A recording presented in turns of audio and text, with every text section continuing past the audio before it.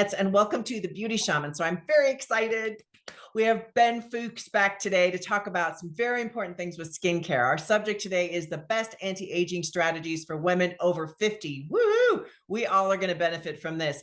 So as a proper introduction, I want to say who Ben is for those of you who don't know. So Ben Fuchs is the creator of Truth Treatment Skincare, registered pharmacist, nutritionist, and skincare chemist. And for the past 35 years, he's been developing pharmacy potent skincare, which I love. It's called Truth Treatment Skincare. It's my very favorite skincare brand. Thank you so much, Ben, for joining me today. Thank you for having me. Shouldn't it be shamans and shamanettes? Well, yeah, I don't know. I just made up that word, shamanette. And shaman, right? But yeah. Have some guys, right? I know, I do. I do have some male followers. I mean, I'm sort of surprised at that, but I do. So women seem to be more focused on their appearance than men, of course. But really, when it comes to taking care of your body and taking care of the way you look, the same strategies that all the same. Absolutely. Absolutely. Same thing with aging too. You know, it's not like when you're older you have to do different things. It's just you have to do the same things with more vigilance, more conscientiousness. Yes, and I get tired of that, and then I go eat a piece of cake. I'm like, screw it, and I'm tired of trying to exercise and be fit. Well, that's why they have cheat days. Have you heard of that concept? Yeah, I've been having a lot of cheat days this week. I can't, not really one day. So yeah, I'm going to do better next week, but this week I'm like, nah. Cheating's not fun if you cheat all the time. It's only fun if you cheat periodically. That's right. That's right. Yeah. If you cheat all the time, you don't get it's not as much fun. In fact, you feel bad. But if you cheat periodically, it's fun. There you go. That's right. All right, Ben. So let's talk about anti-aging strategies. So I just want to get like your top, like 4 or 5, like, man, this is what people need to do. Well, yeah, there's quite a few things actually. Right. They all fall within what I call the fourfold square of health. The fourfold square of health are the 4 things that you have to do to stay healthy: nutriate, respirate, move, and rest. Right. And within those 4 points on this square of health, there's a lot of different things you could do to nutriate. There's a lot of different ways that you can respirate, a lot of respiration strategies. There's a lot of different ways you can move. And there's, of course, there's only one way you can rest. You just rest. But meditation is one way you can rest. Getting enough sleep is one way you can rest. Taking days off from work or taking vacation days is another way that you can rest. But basically, we're talking about feeding the body, nourishing the body, giving it the nutrients it needs, and that includes water, by the way. When people are always asking about hydration, I consider water to be part of nutrition. Making sure you're respirating, and that means both inhaling and exhaling. We go over all these in a second. And then moving the body. The body is designed to thrive under conditions of movement as long as that movement is associated with rest. And those are really the only 4 things you have to do to stay healthy, no matter how old you are, no matter how young you are, no matter what your gender is or your race is or whatever it is.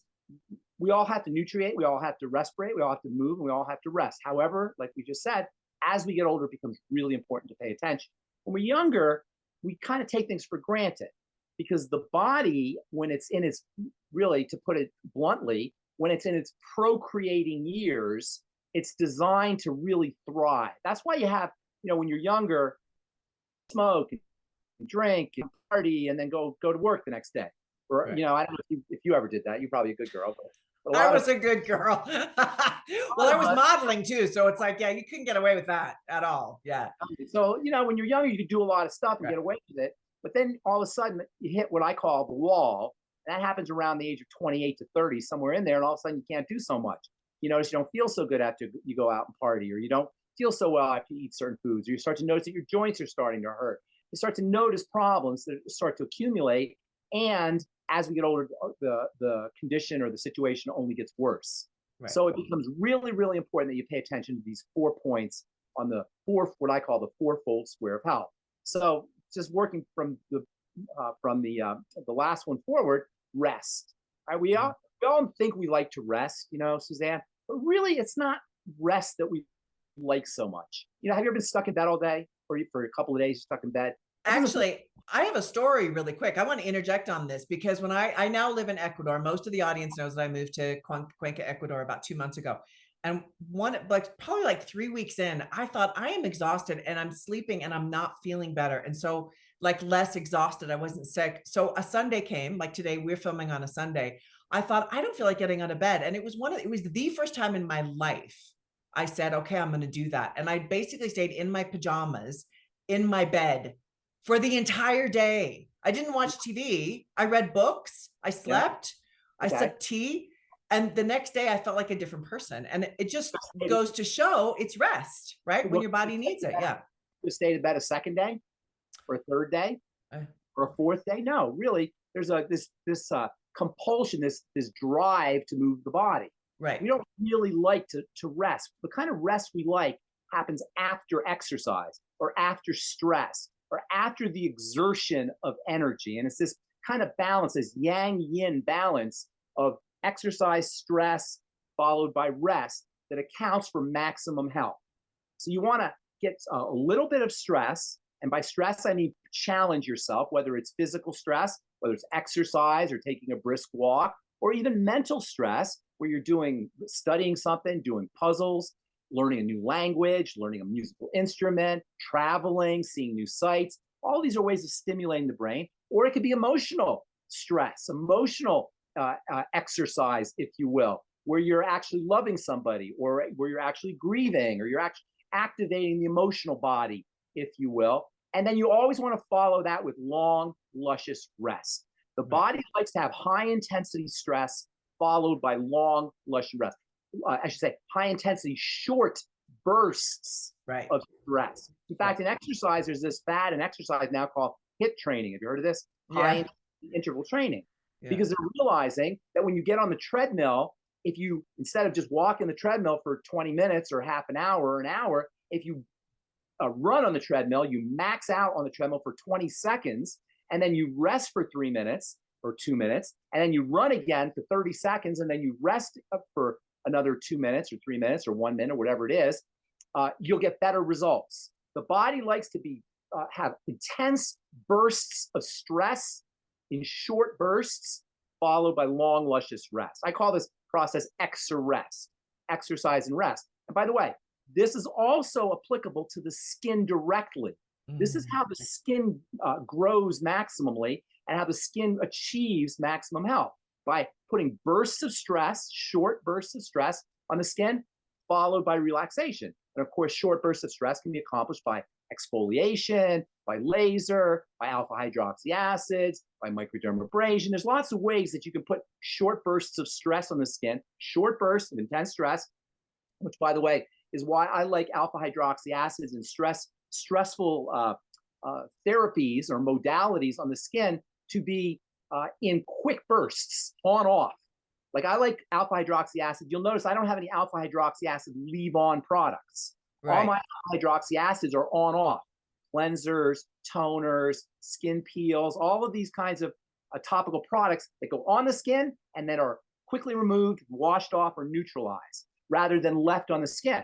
I always found alpha hydroxy acid creams and lotions to be problematic because they don't give the skin a chance to recover. You're leaving the acid on the skin for a long time in a leave-on type product. And interestingly, that's super popular. I just want to point out, I've researched a few products that, are night cream with alpha hydroxy acids. And I'm thinking, that's interesting. I mean, I've never really questioned it, but I think that's an interesting insight. Quick burst followed by rest. Now, when you're exercising and you're working out, it's not enough to exercise your body. We'll just take lifting weights for an example, but there's lots of different ways that you can stress your body. So let's take lifting weights, for example. When you're lifting weights, you take days off. First of all, you lift your upper body, you do your upper body on Monday, and you do your lower body on Tuesday, and that's how you get maximum results. So make sure you give your body a chance to recover, because it's the recovery phase that the muscles actually grow. They don't grow when you're lifting weights. And if you want to talk about skin peels, they don't grow when the alpha hydroxy acids or the retinols on the skin. They grow the next day when you're sitting on your butt watching TV, or when you don't have the product on your skin.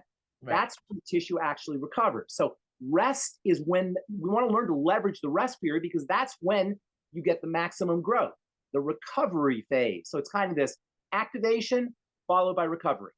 And you know how to leverage the recovery phase, whether you're talking about working out your body, exercising your brain or your mind, your emotions, or your skin, and then follow it by long periods of rest, relatively long periods of rest, so the tissue can recover. But the whole process has to occur within a milieu of nutrition, of nourishment. because Right. it's nutrition that is going to feed the system. So Right. if you're working out, again, we'll use lifting weights as an example of this stress kind of process.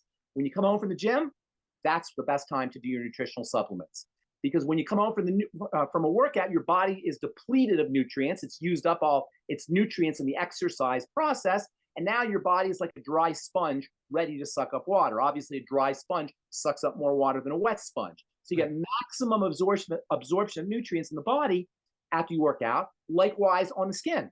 Right. After you exercise the skin, after you do a chemical peel, or after you use a alpha hydroxy acid toner, or after you use your retinol, that's the time to use your topical nutrients. So nutrition is best handled by the body after the body has been stressed. So you got the stress phase, you got the rest phase, and it all occurs within a milieu of nutrition. You're going to nutrate after you're stressing. You're also going to nutrate while your body is resting or while your skin is resting. And topical nutrition counts. When you use retinol on your skin, for example, your skin cells absorb that retinol. It's like you're actually feeding your skin vitamin A when you put retinol. In fact, retinol is depleted by the sun. And when you use retinol on your skin, you're replacing the retinol that's been depleted by the sun. So using topical nutrition counts as nutritional supplementation, except it's from the outside in, which is why you'll note all my two treatments are basically nutritional supplements for the skin. They're not even Right. really traditional skincare products. They're nutritional supplements that replace nutrients or add to the nutrients that are already in the skin or that should be in the skin. Now, And can then, you still take, I mean, adding to the whole nutrition question about, say, vitamin A, taking some I take a vitamin A supplement along with using my retinol. Is that too much oh, vitamin A or no? no, heck yeah, you want to take vitamin A internally. Yeah. Vitamin A is a phenomenally important vitamin. In fact, vitamin A is not even a vitamin, it's a hormone, which is a Right. whole other story. Vitamin A actually turns on the production of collagen and various tissues in the body, not like a vitamin. A vitamin helps. A vitamin assists chemistry. A hormone actually makes it happen. So hormones are much more powerful, and it turns out vitamin A is not a vitamin, it's a hormone, Oh, even though we wow. call it a vitamin. It's a hormone that your body can't make. It's a hormone that you have to get from food or from supplements, which is why it's so incredible. Vitamin D is the same way. It's a hormone that you have to get from food or from supplements or from the sun. Your body can't make it. So exercise, stress, and it's kind of funny because stress has a bad connotation, but it turns out that stress done correctly and strategically is a critical part of an anti-aging strategy. The Mhm. appropriate amount of stress balanced with rest, short, quick bursts of intense stress followed by long periods of rest is critical for anti-aging, for building tissue, for recovery, for getting stronger. It doesn't kill you, makes you stronger. And Right. that's really what Nietzsche was talking about. He was talking about exercise. He was talking about lifting weights. He was talking about using alpha hydroxy acids. He was talking about putting stress on the system in quick bursts, followed by rest within a milieu of nutrition internally as well as topically. And then, probably the most important of the points on the fourfold square of health is respiration. I mean, you can go 40 days without food. You can go 4 days without water. You can't go 4 minutes without oxygen. Right. Oxygen is critical. And we take breathing and respiration. I say respiration rather than breathing because respiration is made up of two halves, inhalation and exhalation, and they're both important. So it's not just inhalation that's critical, it's exhalation. I'll tell you why here in a second. And inhalation and exhalation make up respiration. Respiration we take for granted. Oh, we all breathe, right? We all know how to breathe, but not really, because we don't breathe correctly and we don't leverage the power of the breath. You can control your biochemistry, you can control your mental and your emotional chemistry by breathing, by various forms of breathing, by breathing quickly, by breathing shallow. You'll create a certain type of biochemical milieu. By breathing slowly, by breathing deeply, you'll create another kind of biochemical milieu. For example, in yoga, I know you do yoga, there's a thing called the breath of fire. Have you ever heard of this? Yeah. Right? The breath Yeah. of fire is when you breathe really quick and you breathe really shallow. I'm going to show you how to do it because you look really stupid when you do the breath of fire. But you know, I do. Yeah. Yeah. It's weird. if you're driving and you get feeling tired, you ever have that feeling where you're like starting to fall asleep, do the breath of fire. The breath of fire tells the body there's an emergency, and it will stimulate energy. It will turn on the production of energizing hormones when you do the breath of fire. On the other hand, if you want to go to sleep at night, If you want to relax, you breathe slowly and deeply and rhythmically. I call this SDR breathing. Now, breathing obviously is how we get oxygen into the body, and oxygen is the main gas that runs our body. You can't make energy, the energy molecules, the ATP molecules, the energy molecules without oxygen. So oxygen is critical. But as we get older, believe it or not, we don't oxygenate correctly. There's a couple of reasons for this. Number one, we don't oxygenate correctly because as we get older, we start to develop pockets of inflammation. And these pockets of inflammation keep oxygen from getting into tissues. And these pockets of inflammation occur. You can even do this little experiment right now, and just think of something in your head. You don't have to tell me what it is. Just think of something in your head that bothers you, or that's a little stressful, and you'll notice there's a micro contraction that occurs as you think that. And this is part of the stress response. Our body contracts in the stress response. You may notice when you're driving sometimes, when you go onto a highway from a small on-ramp and it's really fast and it's kind of a nerve-wracking experience, you want to get on the highway, you'll notice that your fingers or your toes are curl up a little bit because your body contracts when it's under stress. These micro contractions aren't a big deal if they happen once in a while, but by the time we're 40 or 50, we develop pockets of micro contractions throughout our body. And these microcontractive pockets keep tissue from becoming oxygenated, and they result in tissue that's not as healthy as it should be. Ultimately, these little pockets of congestion, these little, they call them hypoxic pockets, these pockets that aren't getting enough oxygen can result in dead tissue. They can result in cancers. They can result in various cysts. They can result in impediments in blood circulation. In general, you have all of these microcontractive pockets that ultimately are going to lead to aging and ultimately lead to our demise. In fact, there was a guy named Wilhelm Reich. I don't know if you've ever heard of him. Yeah. Right? Wilhelm Reich talked about doing a certain kind of massage called Reichian therapy, where they would break open these pockets. They would break open these little pockets of contracted tissue, some of which had been contracted for decades. And people would feel this sense of bliss and the sense of joy as these microcontracted pockets were released. I read a book a long time ago. By the way, Wilhelm Reich called the energy flow in the body, the life force or the chi in the body, he called it orgone energy. Have you heard this term? Orgone. Oh. And there's a really interesting book by a guy named Orson Bean. I don't know if you remember Orson Bean. I don't. He was an actor from the 60s, the 50s and 60s. He used to be on the show To Tell the Truth. Did you ever see that show, To Tell the Truth? Oh, yeah. So anyway, he was like an actor, kind of a B-list actor, but he wrote a book called The Orgone in Me. And he talked about having this Reichian therapy process done where they release these microcontractive pockets. And all of a sudden, this orgone energy, this life force energy flowed throughout his body. And he described what it felt like. And it was the way he described it, it was just as the most blissful feeling you could imagine having just by breaking these microcontractive pockets.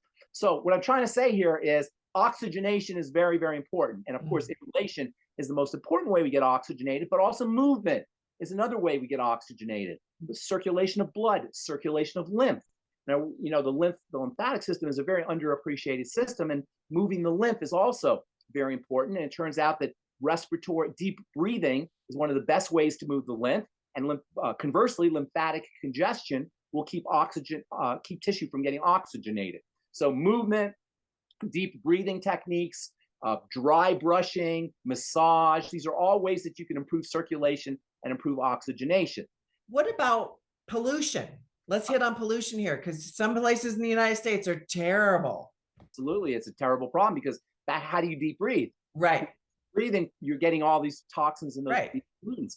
And that is a problem. And a lot of the things we're supposed to be doing, our 21st century lifestyle and our culture has made it difficult to do. How about water? How about food? Trashed our environment. So yes, that is a problem. And there are nutrients that you can use to not only take care of toxicity that you breathe in through your nose, but also toxicity that hits your skin. There's a whole study now of something called the exposome. Have you heard of the exposome? No. The exposome is all of the crap that's in the air that our skin is exposed to.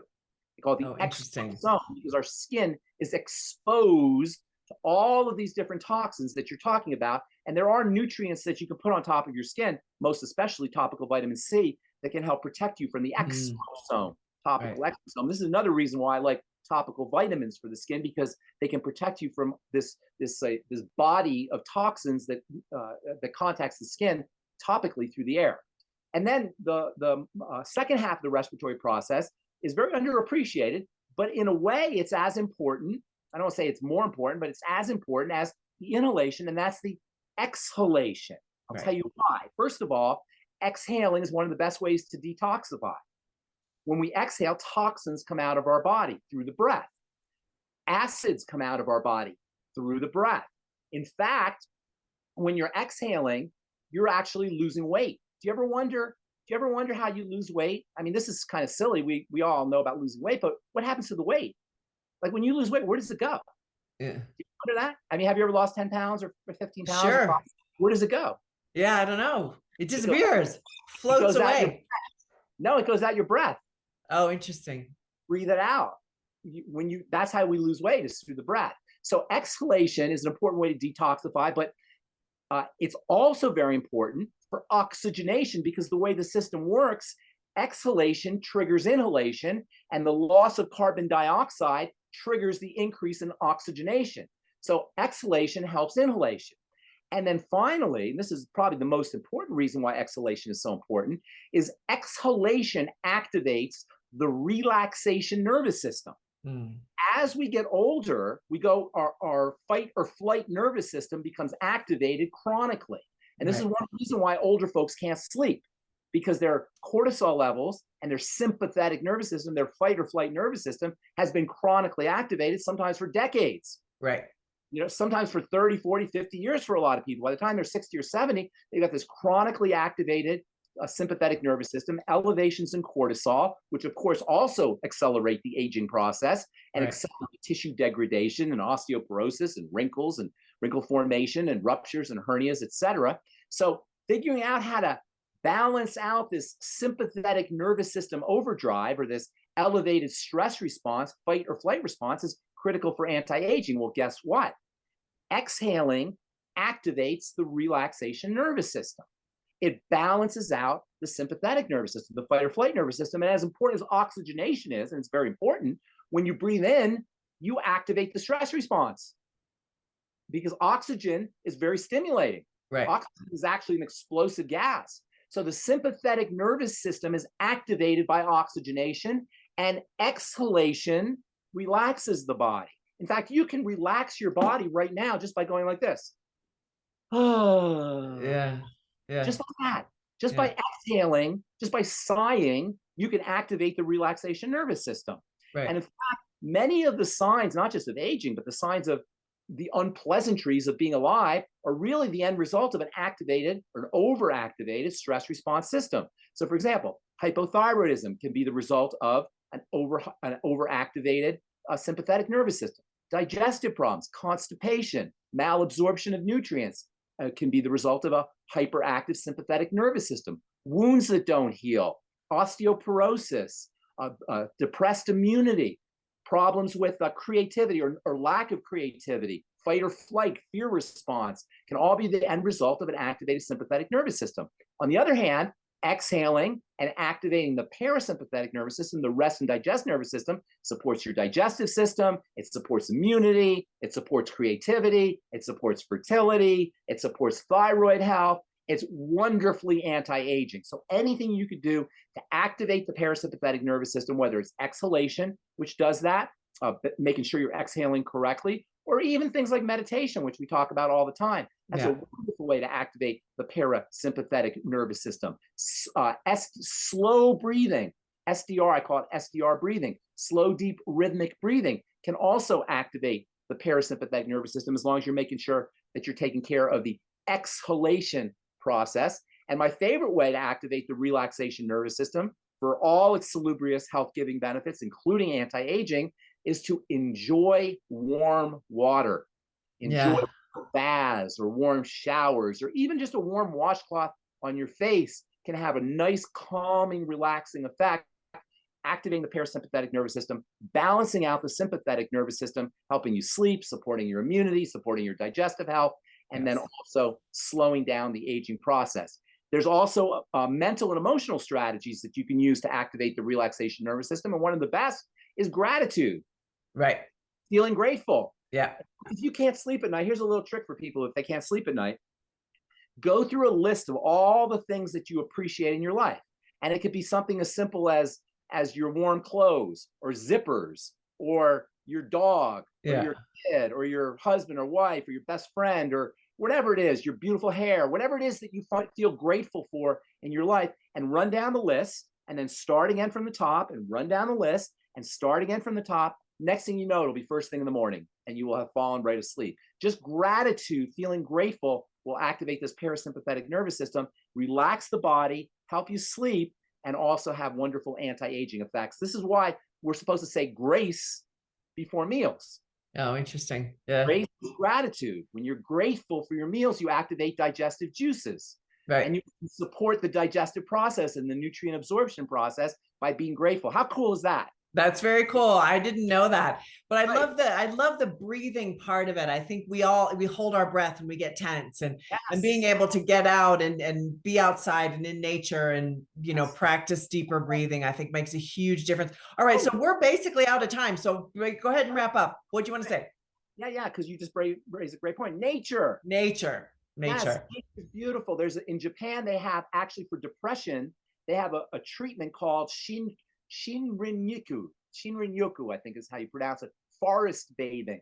Oh, wonderful. Prescription for you to lay out in the forest. We call it forest bathing. And it's a literal antidepressant therapy in Asia. And what it is you get these wonderful negative ions in nature that have a nice relaxing effect and balance out free radicals. Also, walking barefoot does it too. Yes. Earthing. I was going to say, one of my strategies now that I do every day, I have a goal every day. I take my shoes off. I go downstairs because I live with a woman who owns the house, who has like a garden from God. Like, it's the most incredible garden. I take off my shoes and I put my feet on the ground and I sit on this wall, this rock wall, and I'm just grateful. I sit and recite all the things I'm grateful for. It's life-changing. 15 minutes a day. Anti-aging right there. Right there. It's fabulous. Okay, thank you so much, Ben. This has been great. I always learn stuff. I'm like, oh my God, this is great. And I went out for an hour and a half bike ride today. I thought, oh, I got my air in and out. I'm breathing. But thank you. What? Oh, I should say, I don't know. I guess you might want to cut this. I don't know. This is kind of gross, but it's really important. When constipation is a classic sign of an activated sympathetic nervous system. And when you're constipated, you're trying to pass a bowel movement, the worst thing you can do is try to go, ooh, ooh, ooh. Right. It activates the sympathetic nervous system. You want to go, oh. Right. And relax everything. Relax everything. Exactly. Yeah. I don't think that's gross. I mean, I'm a big talker of poop, so it's fine. Like I think poop is important. Come on. It's like major, Anyway, thank you so much, Ben, for joining us today. I always love it when you're here and I really appreciate it. So, and ladies, thank you so much for watching The Beauty Shaman and tuning into the great Ben Fuchs. And if you want more Ben, please go to my channel and type in The Beauty Shaman, Ben Fuchs, and all of the interviews will come up. We've done like 15 or something. So please watch those for more information on Ben. And I will be posting another one of these videos next week on a similar topic. All right. Thank you so much for watching The Beauty Shaman. Yay. Okay. Hold on.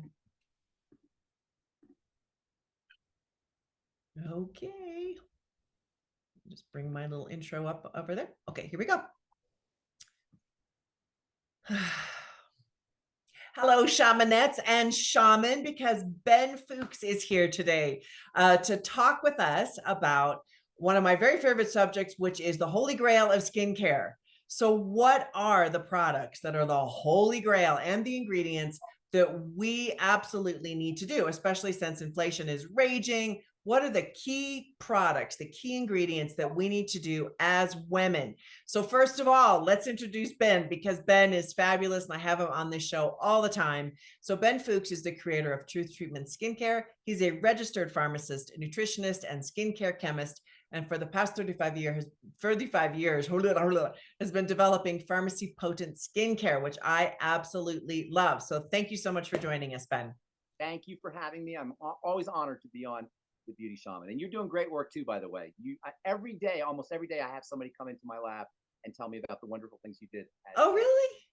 at your last employer. I don't know if I should say it. Yeah, Gaia TV. Yeah, I'm not there anymore. So yeah, I moved to Ecuador and now I'm just completely online and it's been super fun. But I do often miss doing people's makeup and being a Gaia. It was a really fun, Well, really great place. So anyway, let's talk about the holy grail of skincare. And there's so many products floating out there. There's so much material that is complete BS. So let's just drill it down. Exactly. It's overwhelming. I It's believe less is overwhelming. more.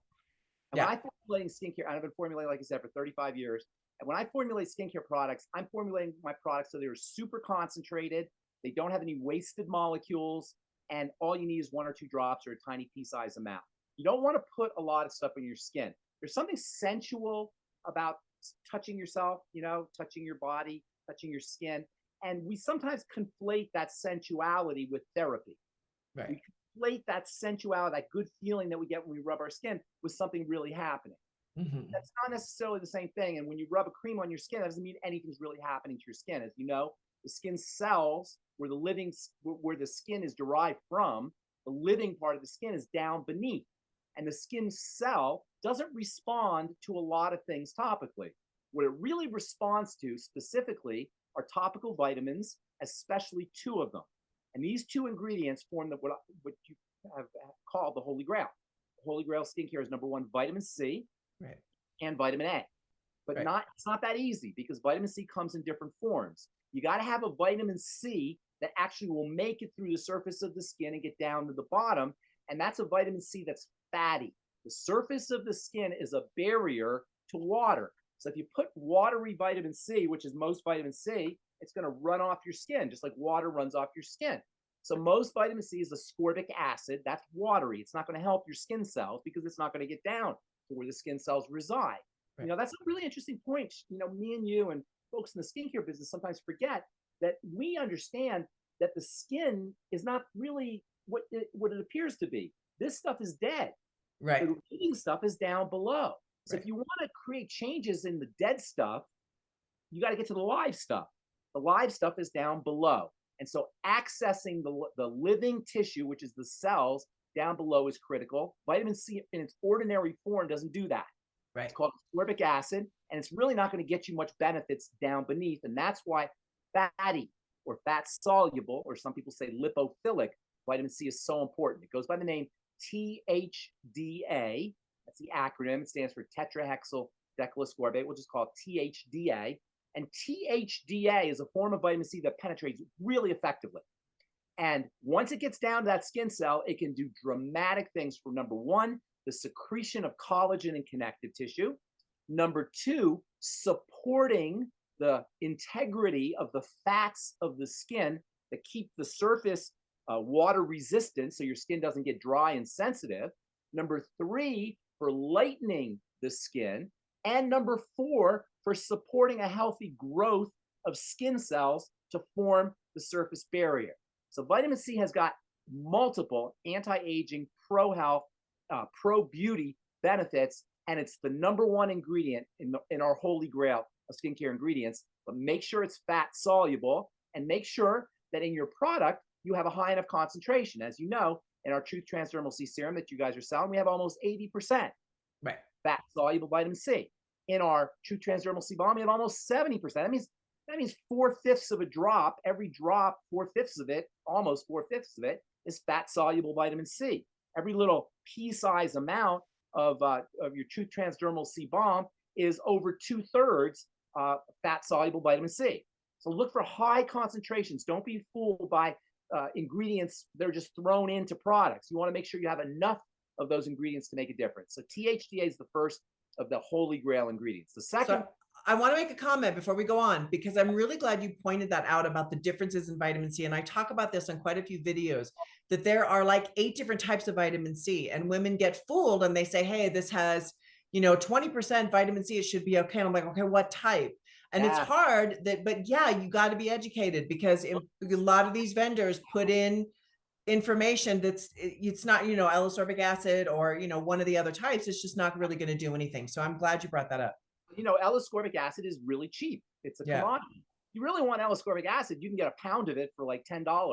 at the health food store. So you can make your own L-ascorbic acid. You're not going to get the collagen benefits, the deep benefits, but you might get some surface benefits. And I did forget to mention that vitamin C is also a wonderful skin lightener for dark spots and hyperpigmentation. So, I got to say, the companies that sell L-ascorbic acid don't like me because I'm telling people the truth about the molecular nature of that L-ascorbic acid and THDA. There's a reason why THDA costs $800 a kilo and L-ascorbic acid costs $50 a kilo, or even less, $10 a kilo, because THDA is the gold standard of effective vitamin C products. THDA high concentrations, number one. Number two, vitamin A in its retinol form. Now, retinoic acid is also okay, but that requires a doctor's prescription. You got to go to the pharmacy. Really the active form of vitamin A. Retinol gets turned into retinoic acid. So in the skin, there's chemistry that takes place that turns the precursor to vitamin A into active vitamin A. And man, is retinol incredible for the skin. In fact, it's probably tied with vitamin C, or even maybe even above vitamin C. But vitamin C and retinol go together, or one, two, or it's hard to say which one's more important. They're both important. Retinol is a skin lightener. Retinol turns on the production of collagen and connective tissue. Retinol helps skin cells grow from the bottom to the top. Retinol supports the secretion of your own natural high hyaluronic acid, which is really important. Everybody wants to use high hyaluronic acid topically. Well, retinol will help you make your own high hyaluronic acid, as well as your own skin fats to support a healthy surface barrier. Retinol is a skin lightener. I'm not sure if I mentioned that already. And then my favorite benefit is the one we just talked about, or we maybe on another video we talked about, and that is that you can actually replace the vitamin A in your skin by putting retinol on top of your skin. So when you go out in the sun, for example, the natural vitamin A in your skin will break down to protect you from the sun. You can replace that vitamin A by putting it on topically in the form of retinol, which makes retinol essentially a nutritional supplement for the skin, in addition to all of the other things, all of the other wonderful skin health benefits that you'll get. Now, the downside on retinol is that it's very stimulating. And if your skin is not strong enough to use retinol, you want to start off with a weaker dose, a milder concentration, a lower concentration of retinol, and work yourself up into a higher concentration. And you also want to take longer days off between your retinol application when you're starting. As your skin gets stronger, you can use a higher concentration of retinol, and you don't have to take as many days off. You can use it more frequently. And that's where you really want to get to. It's kind of like lifting weights. If you just got out of the hospital, you wouldn't get on the bench press and start lifting 300 pounds. You'd start off with maybe 20 pounds, and then 30 pounds, and then 40 pounds. And you take long days off, or longer off periods when you start, and then you can compress those off periods as you get stronger. Same with retinol. It's kind of like a workout for your skin, in addition to being nutrition for the skin. And then the third ingredient are hydroxy acids. In fact, hydroxy acids, to me, represent a workout for the skin. Number one, hydroxy acids exfoliate, so you get an immediate benefit. By exfoliation, you get smoother, softer skin. You get rid of excess pigment. If you have blemishes, you can unroof the blemishes.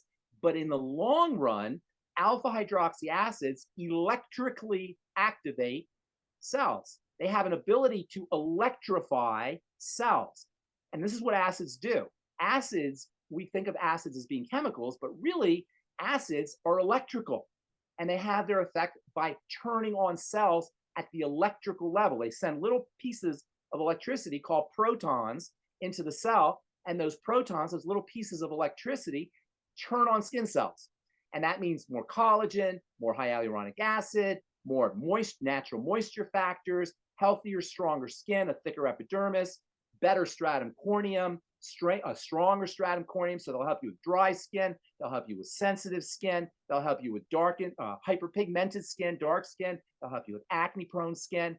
All of the things that you want in a skincare product, you'll get from alpha hydroxy acids. But with alpha hydroxy acids, like with retinol, you got to know how to use them correctly because they can be stimulating for the skin. So you want to start off with a lower concentration of alpha hydroxy acids and a higher pH. The skin pH is around 4.5 or so. real quickly, the pH scale goes from 0 to 14. 7 is neutral. To the left, 0 to 7 is considered acidic. The skin is slightly acidic. Got a pH of around 4.5 to 5.5-ish. If you want to be stimulating with acids on the skin, you've got to be a little bit to the left of that 4.5, around 3.0, 3.5 or so. If you really want to kick butt, if you really want to get a nice stimulating effect, if you're an esthetician and you're doing therapy, you can be all the way down to 2 or even 1.5 with your alpha hydroxy acids. But for most people at home, you want to look for somewhere around 3 or 3.5, a concentration of 5 to 10 to 15% of alpha hydroxy acids, although the concentration is not as important as the pH. So alpha hydroxy acids and their colleague or their cousin beta hydroxy acids, which is salicylic acid, that's a third of the holy grail ingredients, in addition to retinol and vitamin C, fat-soluble vitamin C. And the fourth, in my opinion, is minerals, electrical minerals, which are derived from plants, and they also have an electrifying effect on cells, and they can rebalance the electrical energy of the skin. You know, the skin is an electrical organ, just like skin cells have an electrodynamic property. They're electrified. They can be electrified. Your skin is also an electrical system, and using ionic or electrified minerals, plant-derived ionic minerals, which are found in the soil and should be in vegetables, but they're not because of how our soils are, they can also have an electrifying, nourishing effect on skin cells and improve skin health on multiple levels. So to me, those are the 4 ingredients of the 4 holy grail ingredients. And of course, that's what my True treatments are. True Transdermal C Serum is almost 80% fat-soluble vitamin C. True Transdermal C Balm is almost, it's over 60% fat-soluble vitamin C. All my retinol products feature vitamin C with them. Right. Retinol and vitamin C go together perfectly well if the vitamin C is fat soluble. In other words, fat soluble vitamin C is a perfect colleague to retinol for a couple of reasons. Number one, because retinol is balanced out. Some of the irritating effects can be balanced out by the antioxidant effects of fat soluble vitamin C. And you get better penetration of fat soluble vitamin C if you use it with retinol. So they work together really well. And all my retinol products, whenever I'm formulating with retinol, and you know we have a bunch of retinol products or retinol gels or retinol serums, always have a big, generous dose of fat-soluble vitamin C. And then our biomimetic mineral mist is our ionic minerals. And I always recommend people use the ionic minerals, the plant-derived ionic minerals, with their fat-soluble vitamin C and with their retinol. Right. That's great. And that's super basic. Like, I love it. It's like, that's not complicated. I love all the information with it, but honestly, vitamin C, retinol, and the minerals, like, how easy is that? That's basically the truth trifecta. That's one of the groupings that we sell on the Beauty Shaman, which is the C, well, it's hyaluronic acid, and as well the mist. It's lovely.